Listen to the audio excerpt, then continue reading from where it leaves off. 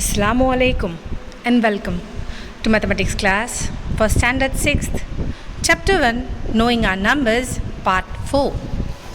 Students, whatever I'm going to explain in this video, all that questions with their solutions will be available to you as a PDF on your group. Students, all these solutions you have to write in your Maths CW book. Let us begin with the continuation of exercise 1.2. The further question after 6 is number 7. In my earlier video, I had already explained till question number 6. Now it's time to go for number 7. The question is like this. A merchant had rupees 78,592 with her. A lady merchant was there and she was having this much amount with her. She placed an order for purchasing 40 radio sets. Now she want to purchase 40 radios, not one, not two, total 40. And the price of each radio was 1200 rupees. How much money will remain with her after the purchase? So when she is going to buy all these 40 radios, what amount will be left from this then? So let us solve. As this is a number story, we have to write the statements. Amount of money with the merchant is rupees 78,592. Numbers of radio sets she want to purchase is 40. Price of one radio is 1200 rupees. So therefore, what will be the total cost of 40 radio sets? What we are going to do? We will be multiplying 1200 with 40. As I told you students in my live classes that when you want to multiply any numbers with the hundreds and tens, you just forget about these 20 and 10. You just multiply 4 with 12. 4 12s are 48. And the numbers of zeros you have left is this 2 and this 1. 2 plus 1, 3. So write the answer 48 with these left 3 zeros after it. So it becomes 48,000. So this is the shortcut.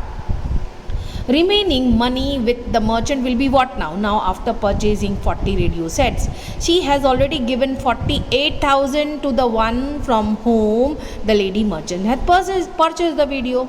So from 78, which was she was having in her pocket, so 78,592 minus the amount of 40 radios, that is 48,000. The amount which is left is now rupees 30,592.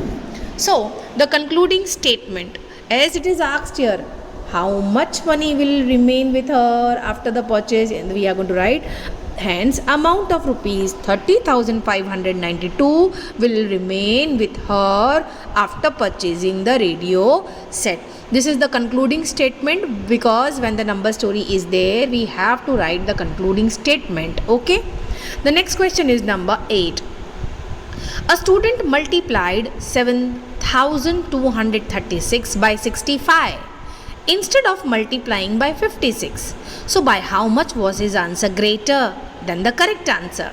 Now here a student did the multiplication mistake. He multiplied 7,236 by 65.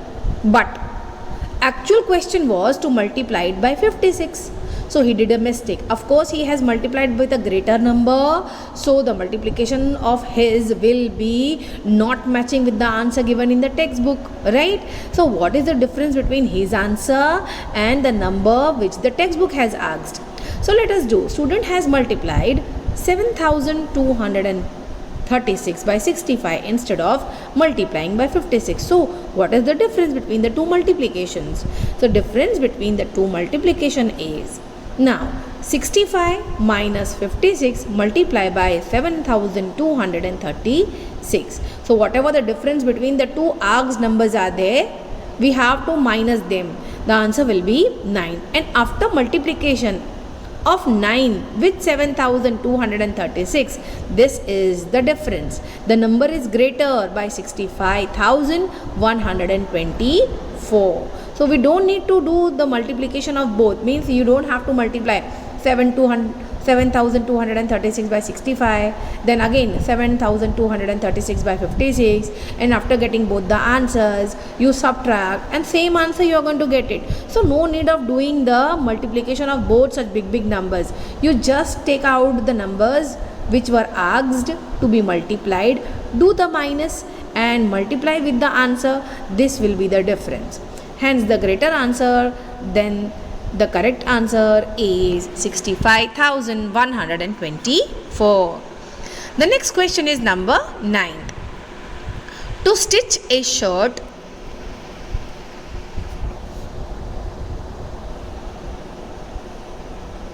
to stitch a shirt, 2 meter 15 centimeter cloth is needed.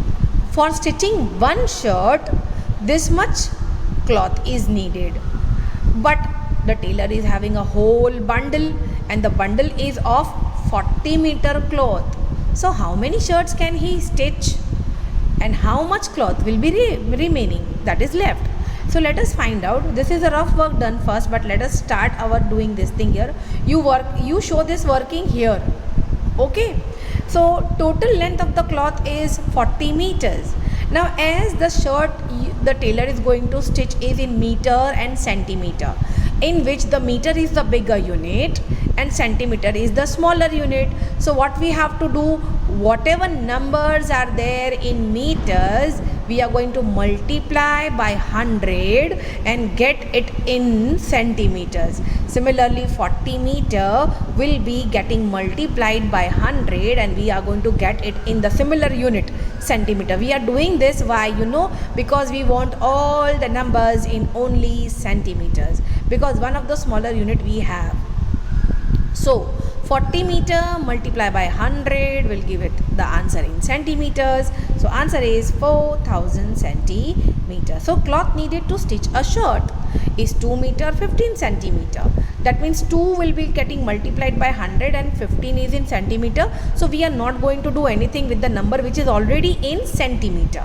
So 215 centimeter. You understood, student? Fine. Therefore the numbers of shirt that could be stitched will be total cloth, that is 4000, divided by the amount or the length of the cloth needed for one shirt, that is 215 centimeter. So this division is done here, and after 250, after division we get the quotient as 18 and remainder as 130. That means 18 shirts could be stitched and 130 centimeter of cloth is left. So we are going to write the concluding statement now. The numbers of shirts stitched is 18 and the remaining cloth is 130 centimeter, in which from 130, 130, 3 digits are there. The last 2 digit, that is 30, will be centimeters, and the third digit, that is 1, will be meters. So the answer is 1 meter 30 centimeter. I hope students you have understood very well. The next question is number 10. Here medicines are packed. Medicine is packed in boxes, each weighing 4 kg 500 gram. How many such boxes can be loaded in a van which cannot carry beyond 800 kg? Now medicine company is there and the preparation of medicine is going on in the company, pharmaceutical company, right? In the pharmaceutical company, the boxes are made of all medicines packets, small medicines are being packed in big boxes. So one box is weighing 4 kg 500 gram. The weight of one box is. Now as you can see here also we are having kg, gram, and there is one van which is going to load all the big boxes. But the capacity of van is what? To carry only 800 kg of weight. So how many boxes can that van carry? We have to find that. Here also we have 500 in the unit of gram, 4 in the unit of kg and 800 in the unit of kg. So as I told you, whenever you are getting the smaller unit, you have to convert the big units into small unit. So if you multiply 4 by 1000, that kg will turn into grams. In the similar way, if you are going to multiply 800 with 1000, then 80,000 will be right, 800 with 1000, so it will be, sorry, not 80,000, 8 lakh gram. So we have to convert them. So let us first start with our statement. Weight of one box is 4 kg 500 gram. So whatever number is in kg, we will multiply 1000 only with that number. The number which is already in gram, we are need not going to do anything with that number. So 4 multiplied by 1000 is 4000 plus 500, that is 4500 gram. Now the weight which van can carry is 800 kg. So 800 multiplied by 1000 is 8 lakh gram. So therefore, how many boxes could be carried? So total weight is 8 lakh which the van can carry, and the weight of one box is 4500. So let us divide. After dividing, you get the quotient as 177 and remainder is 3500. Okay, so how many boxes? Here the question is asked, how many such boxes can be loaded? So we are going to only answer that the number of boxes which can be loaded in the van. So we are going to write, therefore 177 boxes can be loaded in the van. Not more than this boxes will go in the van. Okay, if the pharmaceutical company is having more than these boxes, then that company has to hire another van. Okay, so let us now move on to the next question, number 11. The distance between the school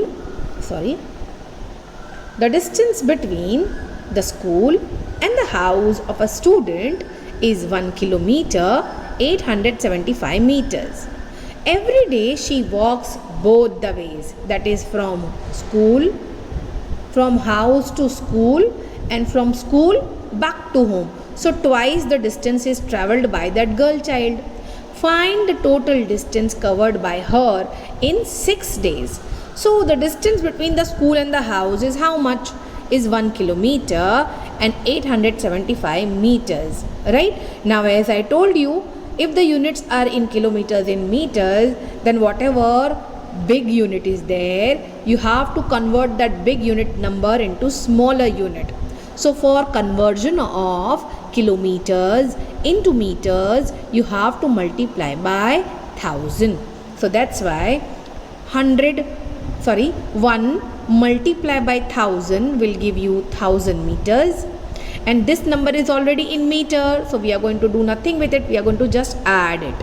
So 1000 plus 875 meters is actually 1875 meters. So this is the distance of the road between school and the house, but the child is going to cover it 2 times, going from home to school and back school to home. So this distance is covered 2 times in one day.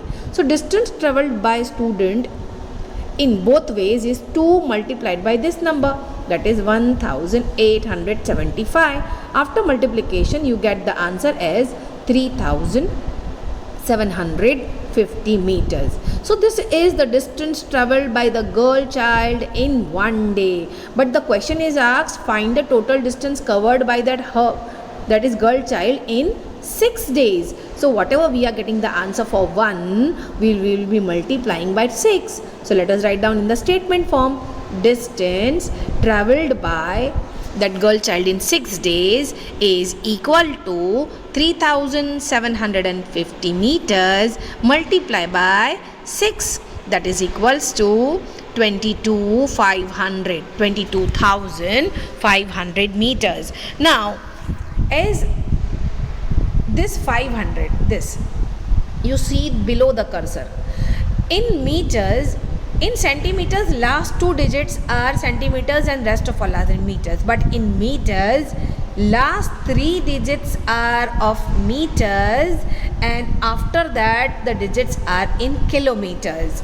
So this 22 is kilometer and this 500 is actually meters. So let us write down 22 kilometer and 500 meters. Now we are going to conclude the answer by writing the statement.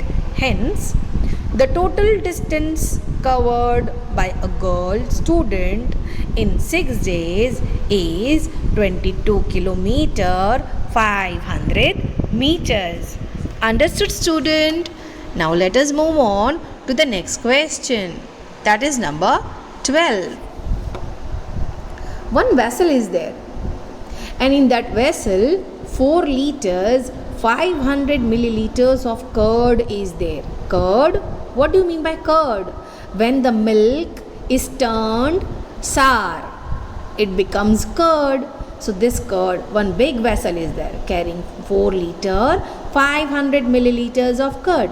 So in how many glasses, each of 25 ml capacity, can it be filled? Now from this big vessel, small glasses are filled of curd. One glass capacity is 25 ml. Now you can see here that this number is given in ml, 500 is given in ml, but this 4 is given in liters. So what you have to do, students? Correct. You have to convert this 4 in milliliters. And to convert 4 liter into milliliters, you have to multiply this 4 by 1000. So let us first do. The quantity of curd in a vessel is 4 liters 500 milliliters. This is not 1, student. This is L. Okay. So 4 multiplied by 1000 will convert it into ml, and 500 is already in ml. So we are going to do nothing with this 500. Let it be written as it is. 4 multiplied by 1000 is 4000, and plus 500 will be 4500 ml. Understood, student? So this is the total quantity of curd, and the capacity of one glass is 25 ml. So how many numbers of glasses we can draw from these big vessels? What we are going to do? We are going to divide this big number with the small number 25. After the division, what you will get? You will get the answer is 180. So how many glasses are filled, my dear student? Yes, 180 glasses of curd will be filled, or we can say the concluding statement can be filled. Okay, students, I hope you have understood. Thank you, students, for watching the video so calmly. I hope you have understood all the questions from 7 till 12 very nicely. You are going to write all this in your CW book. We are going to meet soon with another topic, with another video. Till then, have a nice day ahead. Goodbye.